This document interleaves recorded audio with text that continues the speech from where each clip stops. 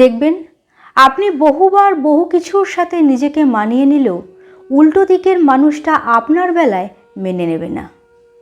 নিজের বেলায় পরিস্থিতি, কিন্তু আপনার বেলায় ইচ্ছাকৃত হয়ে যাবে। নিজের বেলায় যা অসুবিধা তা আপনার বেলায় সুবিধেবাদী হয়ে যাবে।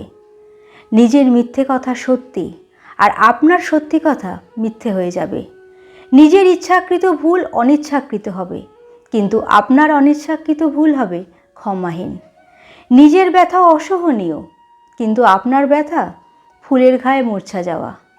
নিজের ক্ষতি অপূরণীয়, কিন্তু আপনার ক্ষয় নগণ্য। নিজের প্রয়োজন প্রয়োজন, কিন্তু আপনার প্রয়োজন বিলাসিতা।